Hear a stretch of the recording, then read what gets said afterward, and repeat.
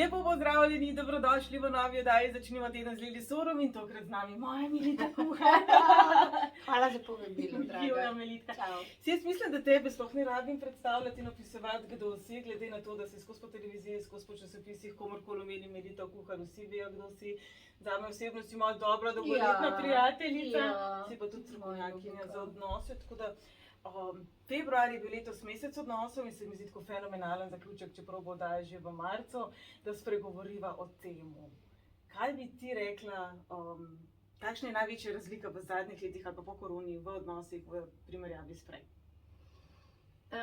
Ljudje hitro živimo, vedno bolj opažam, vedno bolj smo, jaz temu rečem, razvajeni in zelo smo nepotrpežljivi. To je podobno, kot včasih smo kupili pralni stroj, pa je delal 30 let, pa smo ga popravili, pa je delal, ne? Ne, zdaj je garancija koliko, 2-3 leta, po 5 letih krepa, ja. In seveda se gre kupiti novega. In mislim, da se je podobna mentaliteta tega potrošništva, žal, tihotapila tudi v odnose.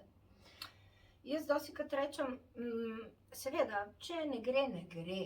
Ja, ampak če ostaneva pri pralnem stroju, če ga ne neguješ, tudi ne bo šlo. Seveda, v končni fazi točno tako. In mene dostikrat gledajo in na predavanjih in pari, ki rečem, ja, oba boste morala garati vsak svojo polovico, da bomo lahko naredili ene dobre temelje, šele temelje, za neko zdravo komunikacijo, spoštljivost, sodelovanje in vse to, kar jaz podrazumevam pod zdrav. Rečemo, dovolj dober partnerski odnos, ker veva, idealnega in perfektnega odnosa ni, come on. Jaz tukaj mislim, da vsi hollywoodski filmi, ki potem odjadejo v sončni zahod, to ne obstaja, pa ti pravljice. To so na žal zelo škodljivo sprogramirali, Ja, se strinjam. ker pač ne, zdaj bomo večno živeli do konca svojih Ne, zdaj se šele delo pričelo. O moj bog, in me tako gledajo. Zakaj garati? Zakaj ste uporabljali besedo Melita garanje? Zato, ker ni druge besede, ki najbolj opiše. Ja vem, da je težka, je trda, je grozna slovenska beseda, ma najbolj opiše dejansko vlaganje v odnos, ne pa, dvigam troke, ne da se nam gremo, adijo, ja, čau. Prehitro. Prehitro odnehamo, Tako. Pa se mi zdi se nam, da pač druga oseba mora poskrbeti za to, da smo mi srečni. Druga oseba se mora prilagoditi za to, da je nam bolje. Veliko je tega, da pač on nas bo srečal. zelo hitro potem tudi mogoče copy-pastamo v smislu, da je toksičen odnos. Zelo veliko se govori o narcizmu, ne rečem, da ga ni, ampak čisto vsak človek, ki te reče ne, pa spet ni največji korist na svetu. Po drugi strani pa izkušnja, ki imam pa jaz, pa recimo, bom rekla, mogoče malo starejše generacije, ki pa zelo težko rečejo, ne, ki imajo pa hude občutke krivde, sploh ko misli, da bi šli narazen. Kaj bi se mogoče pri tistih, ki pa mogoče predolgo časa vztrajajo, rekla, da se To je individualna odločitev, predvsem večinoma je strah od zadaj, seveda iti iz to nepoznanega, čeprav boli, čeprav hudičevo boli. Ampak oprosti, kad te skačem pa beseda, ampak ne boli tudi, če ostajaš z nekom, s komor se ne razumeš, kjer je krek, kjer te je mogoče celo strah, kjer je mogoče celo ampak je znano. Ja, znano. In rezonira na neke naša bolečinska jedra, ki smo jih pač nekako dobili nezavedno in je del nas, in se jih niti ne zavedamo, večinoma razen, če ne začnemo delati na sebi, da pač to rezonira z drugo stranjo, da se tukaj pravzaprav najdemo. Na ta patološki način, vsi imamo svoje bolečinske jedra. Sigurno, vsi imamo tudi nekaj razočaranja. In jaz vedno rečem tudi parom, ki pridejo, rečem, zelo sem počaščena, da sta tukaj, zelo sta pogumna, da se upata, pravzaprav na en način se vzeti čas in pogledati v oči, oziroma meni. Meni govoriti slišita ona dva in rečem vedno, pohvalim zaradi tega, ker ne vržete prehitro puške v koruzo. Vse mi s časom v tem procesu ugotovimo, mora biti, oziroma par ugotovi, ok, mi da se Melita preveč utrujena od odnosa, veš. Mi da se že toliko zamermava, ki jih ne bova in nočeva in nimava energije jih pucati. Reči, gremo na razen in rečem, ja, ma sta dala vse od sebe, da nimate si kaj očitati, da nista probala, ne vem, tudi pri meni par ur investirati, da vesta, ma ne bo šlo. In je vse v redu. In postaneta dobra starša otrokov. To je pomembno. Tudi na zdrav način narazen, ne da seveda, odvihraš sploh če so otroci in potem majhni. vse pomečeš drug odnos. Ker drug odnos bo enako. Sigurno, ker mi smo predelali tistega, kar smo se radi. Točno tako. Ko omenjaš otroke, vsaj pri meni velikokrat pridejo dame in reče pač, ne bi rada razdrla družina, nočem iti stran zaradi otrok. Ti si strokovnjak. Jaz recimo kot otrok zakona, ki ni bil harmoničen, jaz bi po svoji osebni izkušnji raje videla, da bi šla prej narazen kot kasneje. Kaj ti, glede na to, da s tem soparjaš že 30-40 let in to stresaš iz rokava, kaj tvoje strokovno mnenje? Je škodljivo ostati v odnosu, ki je izrazito negativen in plažen? Sicer pa jaz sem se ločila, ker je bila hči 7 let stara, ker si nisem mogla dovoliti, da bo hči gledala nezdrav, toksičen, patološko obarvan partnerski odnos. Naj z njenim očetom in sem rekla, rajši si te stvari postavijo vsaka na svoje mesto, predelava in se je hči pravzaprav tudi preko njenih vprašanj, mami, zakaj ste se vidva s tatijem ločila, da se mi na nek način z leti, ko je odraščala, pravzaprav razlagala, kaj so pa atributi zdravega partnerskega odnosa. In mogoče tudi to, da si rečemo... Zakaj nisva znala z njenim očetom se slišati, spoštovati, komunicirati in z oba sva za to odgovorna, vedno rečem. In mogoče tudi upam, da prispevalo k temu, da ima zdaj hči, bom rekla, dober, kvaliteten, rečemo harmoničen, sodelujoč in spoštljiv partnerski odnos. No, da če rečemo, jaz sem ju videla, tako da nič ni rečemo, kar je. Ja, točno. Ja, se mi zdi tudi ta del pomemben, da tudi svoje otroke naučimo, da ni potrebno vztrajati nekje, kjer res ne gre. Kar otroke učimo patologije. Seveda, se pravi zatiranje svojih čustev in tako naprej. Se pravi, če bi bili to največji razlogi za iti narazen, da prehitro vržemo puško v koruzo, kaj pa odrešitev? Ti. Pridemo k tebi in potem ti narediš čira, čara, puf, in je vse v redu. Sicer imamo te hčerke. Zakaj ne? Koliko časa so pa tvoje svetovanje v garanciji? Ja, zdaj to.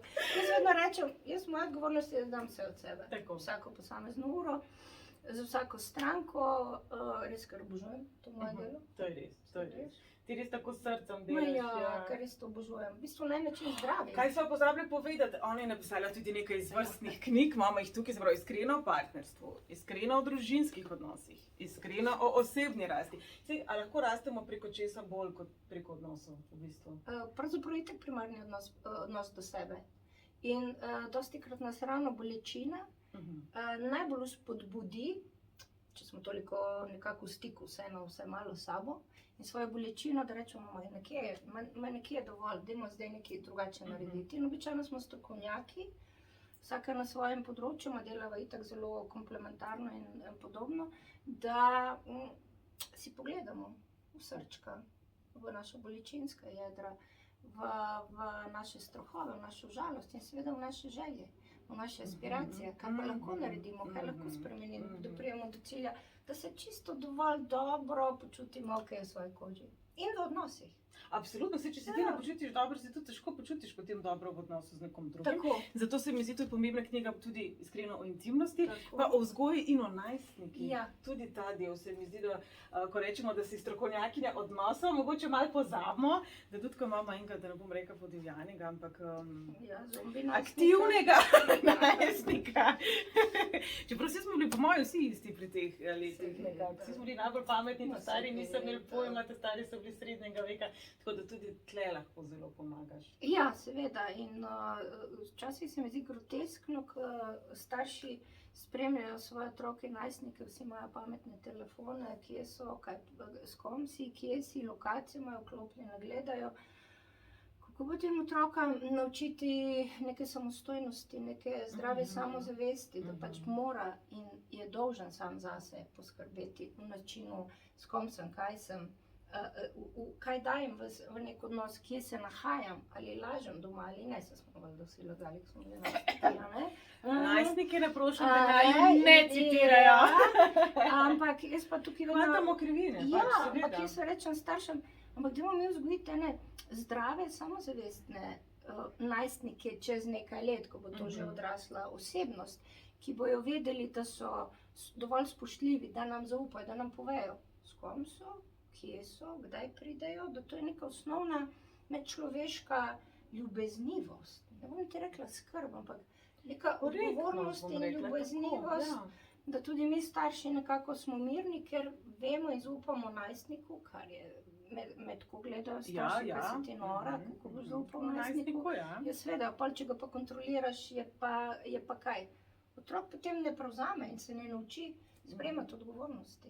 Pa tudi se mi zdi, da je izjemno dragoceno, da otrok se počuti varnega, pride domov in pove, da je nekaj naredil narobe. Ja, in da so vedno vrata odprta. Tako. In da In mi ne ta glede na to, stari da mogoče bomo že ne našli poloskamo, ampak da kakšno skupaj rešitev. najdemo neko rešitev Hvala. novo, ki z tega in tako naprej. Tako.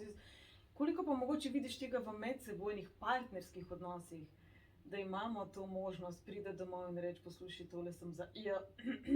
Ja. In je bo na drugi strani partner, ki reče, dajmo najti rešitev, ali je partner, ki začne metati krožnike v steno in išče izhod. V zdravem partnerstvu, kjer se oba partnerja enakovredno zavedata, da sta oba odgovorna in so udeležena v tem medsebojnem sodelovanju in spoštovanju različnosti in tega, da pač nekdo je imel slab dan in je prišel domov z enim kupom problemov, da se drug partner sočutno, spoštljivo usede zraven, objame, reče srce, deva raztuhtati, ker so kakšne rešitve, mogoče ne danes, deva prespati, jaz sem tukaj za tebe.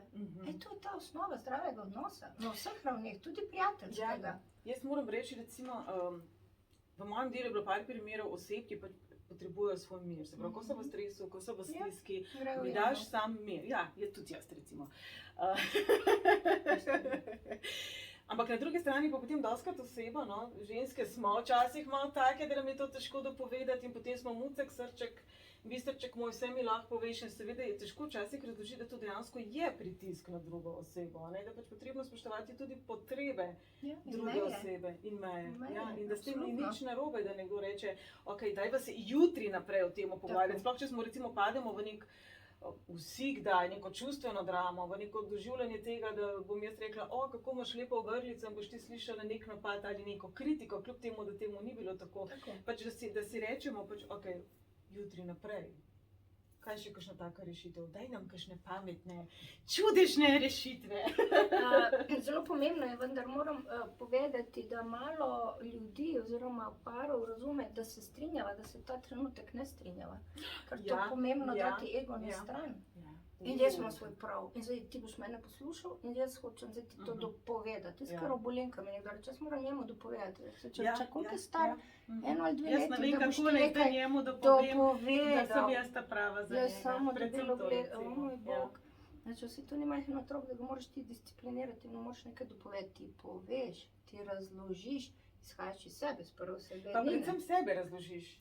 To je zdaj približno tako, kot če boš rekel, Melita, poslušaj ti zdaj, še prijatelje pošleš nekam, če začne pretiravati v temu, a ne? In je ful pomembno, da ti drugo stran sebe razložiš, jaz ti mu rečem, dam navodila za svojo uporabo, tebi, njemu. To je sprava numerologija, da se rodimo z navodili za uporabo. Ja, jaz rečem, jaz dam tebi navodila za mojo uporabo, da danes pa nisem v nekem razpoloženju, da bi zdaj o tem in tem debatirala, zdaj na tebi je. Pa boš rekel, ok, Melita, razumem, kdaj pa lahko debatiral, pa rečem, daj samo, daj mi, to je zdaj pravilo 24 ali 48 ur, se pravi, dajva enkrat prespati, pa 2 noči prespati, da se ta moja župa, pa tvoja, kjerkoli že malo skladi, skladi, pa se dajva dobiti na enem kosilcu, pa se bova pomenile. Seveda je v partnerskem odnosu, ki je še mnogo bolj ta čustvena razburkanost, pa zamere, pa neka preteklost, ki jo po potrebi seveda z veseljem iz naftalina iz najdaljšega arhiva iz srednjega veka vam pritegnemo, je to težko, zaradi tega moje pare in posameznike dejansko v tej osebni rasti tole, tudi moti veliko teh primerov napisanih, učim, ampak dajmo biti čuječi, dajmo se ustaviti, točno takrat, ko bi nam izbruhnilo ven in reči, kaj se meni dogaja, oprosti, jaz dejansko zdaj potrebujem en dan, da razmislim, da se umirim, in je čisto ok, da se strinjava, da se ne strinjava, dajva se pomeni drugi dan. Ali naslednji dan obvezno, vedno rečem, moramo dati termin, kdaj se bomo pomenili, ker sicer bo šlo pod preprogo in izpod preproge se kreirajo kaj zamere, ki se potem zopet skozi neko časovnico vlečejo po potrebi, ker to je toksičnost. Seveda. Vsaka zamera je kapljica zelo hudega strupa na odnos. To je bilo ravno moje naslednje vprašanje. Kaj pa tisti, ki pa pač funkcionirajo tako, da pometajo pod predpražnik? To je vzorec. To je večinoma vzorec, ki so ga gledali kot otroci v svojih primarnih družinah.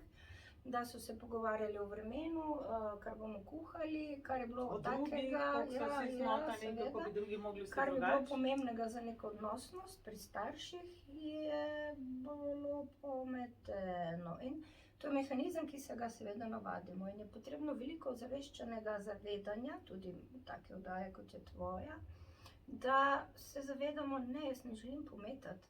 Jaz imam pare, ki se prvič po letih, po 5, 10, 15 letih pri meni prvič pogovarjajo o njima. Jaz včasih samo sedim in samo jo opazujem, ker me niti ne potrebujeta, ker se prvič v življenju začenjata pogovarjati. Jaz lahko včasih samo moderiram. In se mi zdi, in mi rečete tole prvič, odkar smo skupaj dejansko, ko je ona zaljubljenost izvenela. Ja, kad smo zaljubljeni, nas zanima, kjer je tvoja najljubša barva, pa najljubša muska, pa vse je bilo... Pa seksali bomo non-stop. Absolutno, ja. Ja, ampak to izveni, ne? To je močen, naporen hormonalni nek naboj. In je res pomembno, da se ozaveščeno, sočutno, spoštljivo sodelujemo. No, to spoštljivo, ja, to mi je bilo. Zadnjič sem bila presenečena. Vsaj jaz, ko sem odraščala, smo se vedno hecali, pač tašča, pa s taščo se ponavadi ne razumeš, pa tako naprej. In sem bila kar šokirana, ker je bila velika večina odgovorov, s kom se najbolj razumemo, je bilo ravno s partnerjem. Ne s sodelavci, ne s prijatelji, ne z ne vem kom še vse, ampak ravno s partnerjem. In to se mi zdi tako žalostno v bistvu. Ampak vse to se da pomagati, če delamo na sebi, če se trudimo. Se partnerski odnos pomeni eno zdravo delo in enega in drugega partnerja na sebi, zato ker vsi s temi svojimi ruzaki hodimo po svetu iz primarnih družin in to in so večinoma, ja, 90% so različni. In to trešči na mizo skupnega odnosa in zdaj samo da gledaš kolence kupenega, nabranega težkega kamenja iz enega in drugega ruzaka, naših prepričanj, vzorcev, mehanizmov, strahov, zahtev, pričakovanj in vsega tega. Ja, predvsem zahtev in pričakovanj se mi zdi zelo velike, ali ekstrema, da čisto vse nekako sprejmemo. Mogoče se hodujemo zraven, da kakšne grše besede ne uporabim, ampak še vedno sprejemamo, se pravi, ne postavimo meje, ne spremenimo stvari. Po drugi strani pa tako, kot si na začetku rekla, dobro dio, če ni pa moje, pa grem. Se pravi, če pa imamo na drugi strani nekoga, ki pa recimo, da resnično funkcionira 100% vedno tako, če ni pa moje, grem. Kaj bi takim osebam, ki so na drugi strani tega odnosa? Ja, take, ki ne zmorejo, ne želijo ali so prestrašene v taki meri, da ne zmorejo stvoriti nekega zdravega kompromisa, in tako ne moreš nič prisiliti. To je zelo težko razumeti. Jaz vidim, ker izhajamo iz tega, jaz tebi nekaj dopovem in ti boš to seveda naredila, kot jaz želim. In obratno. Ampak temu ni tako in če ne moreš stvari enostavno sprejeti, da nekdo bo delal vedno po svoje, ni pripravljen na neko srednjo pot, lahko zaključiš, ker pač tukaj ne bo nekega spoštovanja tega, da si ti drugačen od te osebe, ki mora biti vedno tako, kot ona želi, hoče in zahteva. Ker to so ipak, tudi ta oseba je toliko poškodovana, da ima tako močne oklepe in obrambne mehanizme, da pač samo vidi ta svoj prav in je to dejansko za njo vedno težko, zato ker bo vedno nesrečna v vseh odnosih. Ljudje ipak stremimo, veš, pod črto, da smo okej, da smo mirni, da smo zadovoljni, da smo srečni, pač to je neko naše resnično bistvo. In bom rekla tudi pri nekaterih, tako lepo si povedala, so ranjeni, ne? So poškodovani in tako naprej. So ljudje, ki se počutijo varni samo takrat, ko je absolutno vse po njihovo. In tukaj ti ne moreš zmagati, jaz rečem, ker se pravi, če se jaz rabim počutiti varna, tako da je vse po moje, pomeni, da nič ne sme biti po tvoje. Ne? Če zdaj prištejemo 10-15 let odnosa, absolutno še tisto malo kompromisov na začetku, mogoče, ko sem jih bila sposobna, jih potem več ne bom bila, ker s tem jaz definiram moj občutek varnosti in ne nazadnje tudi obstoja. Tako. In tukaj se mi zdi tak velik izziv za osebe, ki so na drugi strani, ki pa še vedno vidijo neko upanje, na neko sliko, ki morda se bo, pa se ne bo, pa verjetno se ne bo uresničila.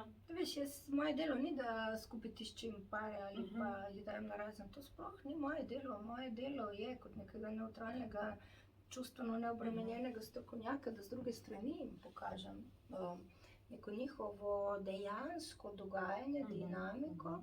In seveda, kakšne so rešitve, kakšne so možnosti, tehnike in seveda ni pol več na meni, kaj bo ta par ali posameznik od tega vzel, uporabljal, če mi smo imeli te monjene. V redu je.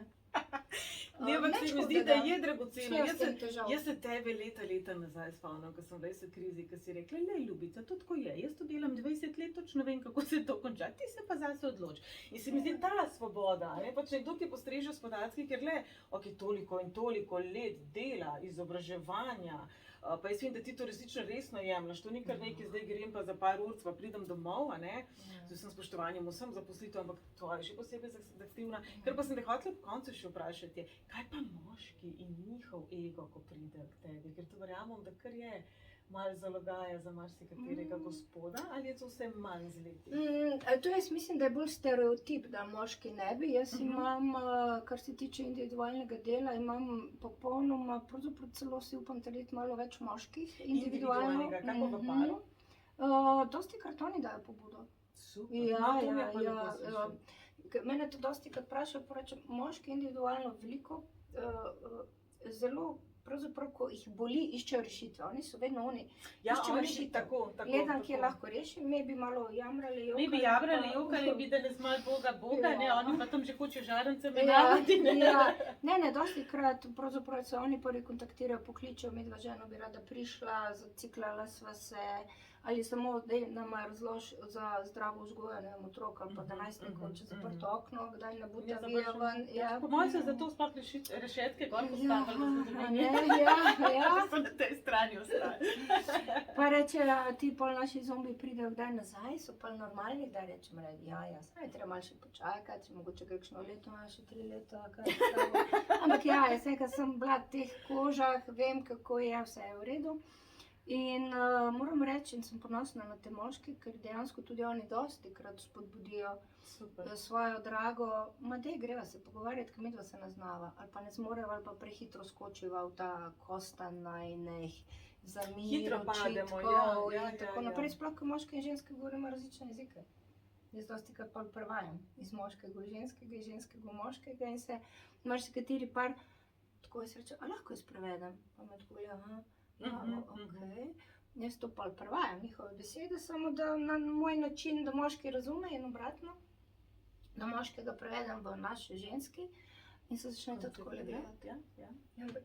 In pa jaz se najbolj smejem. Mislim, moje pač svetovanja zna biti tudi zelo zabavna, se začne to tako gledati. Pa ona reče, zakaj mi nisi rekla, pa ona reče, že 3 leta ti to razlagam. Ampak zdaj si pa to razumel, ko ti Melita prevedla. Jo, ja. Zdaj, kaj pa Ana rekla. Ne, čeprav vem, ja. Ja, to tudi jaz velikokrat, ko govorimo, jaz moram reči, že od 2022 do danes imam ogromno velik porast svetovanja analiz odnosa in se isto včasih pohecam. Jaz sem bolj kot Google Translate, se pravi med enim in drugim se malo trudiš. Pa tudi tako bom rekla, vse vemo, ko gledamo nekoga drugega, nam je vse jasno. Ko smo sami v neki čustveno peti situaciji, sigurno smo v tistih svojih strahovih, bolečinah ali pa mogoče v neki iluziji, pa nečesa nočemo videti. Ali je karkoli takega, se vem, kako še odgovorila, ampak vseeno te vprašam, zaradi česar bi nekoga moglo biti sram, da pride k strokovnjaku? Ali je karkoli takega, kar bi bilo, ker jaz vem, da ti ustvariš varno okolje, za karkoli se zgodi, ali je to zdaj od tega, da se samo preprosto ne razumete, ali zdaj govorimo o nezvestobi in tako naprej. Ne, sram naj ne bo nikogar. Vsi smo zvoljni, samo živa bitja, vsemi svojimi šibkimi in močnimi stranmi. Nič ni tako groznega in jaz mislim, da je sram tako ali tako neko sicer legitimno čustvo, ki pa nas lahko zelo ukaluplja v to, da se ne upamo poiskati nekih rešitev. Zato smo mi strokovnjaki, da poiščete rešitve. Tudi mogoče na drugačen način, pa mogoče breka tudi mogoče drugače nama povedati, kot doma, partnerju, partnerki, staršem, otrokom, ampak v prvi vrsti je treba sebi povedati. Ja, sebi priznati. To je spet odgovornost vsakega posameznika. Nekdo s težkimi bremeni, težkimi skrivnostmi pač živi in skriva v omarah en kup enih svojih težkih frustracij. Vsem ne moremo pomagati, vsak mora biti, želim, da to poudarimo, vsak mora biti odgovoren za svoje odločitve, za svojo kvaliteto odnosa prvo samega do sebe. In potem lahko to projiciramo in to dajemo v odnose z vsemi drugimi bilokom, partnerji, otroki, starši, sodelavci, prijatelji, domačimi živalmi in tako naprej. To je res pomembno. Ja, Vsak bi najrajše, ti me ne moreš osrečiti. To pač ne obstaja, mi moramo prvo v sebi najti ta mir, to neko zadovoljstvo in iz tega potem izhajamo, da lažje to tudi dajemo in seveda prejemamo. In ko ne prejemamo dovolj, po našem mnenju, seveda smo upravičeni izraziti neko nezadovoljstvo, kaj lahko tukaj spremenimo, v bilo katerih odnosih. to si tako lepo povedala, ker nisi uporabljala besede zahteve. Ker eno je imeti standarde, drugo je imeti pa pričakovanje in zahteve in potem očitati nekomu, ker ni točno tako, kot smo si Prenesem teh dveh mislili. besed, ne pričakovanj, ne zahtev. Se upravičujem, ker pike dobim in razložim, zakaj. No. Jaz jih vidim. Ja. Ja, se mi zdi, kakorkoli se to klišejsko sliši, ampak res vse prične pri zdravi ljubezni do sebe. Ko smo tudi do Pa sebe, tudi meja. bom rekla tako, ja, tudi do sebe enako kritični, ampak v najboljšem pomenu te Ja, besede. pa Se pravi, da smo ljubeči. čutni in čuječi in da tudi sebe zaznavamo, ne samo druge. Seveda, se izhajamo vedno iz sebe. Samo na to smo pozabili, da se spomnimo. Tako da ja. Zato smo pa malo tudi Tako, vidne. hvala. Hvala ti, Melita, Najlepša. kje te najdejo? Na Instagramu, na Facebooku, Ja, knjige so... spletna stran svetovalnica.si, Tle spodaj bomo napisali Tako. knjige. Knjige se naročijo lahko direktno na založbi Primus, Mhm. dostavijo po pošti, ni problem. So vedno aktualne, čeprav To so pa, že nekaj let na tržišču, ampak vedno Zmeri znova. najdeš nekaj novega, ker tudi ti sam Ja. si v neki drugi točki, se Tako. mi zdi. Tako. Tudi otroci so, ne vem, 3 pa 13 pa Tako, 33, pa tudi mi v 43 našem pa tudi nekem mi v končni fazi. ja. razvoju evolucijskem, kdo sem, kaj sem, zakaj sem in kaj meni v življenje nosi. Tako. Hvala ti, Melita. Enako, hvala, Mi pa se draga. vidimo drug teden. Čas.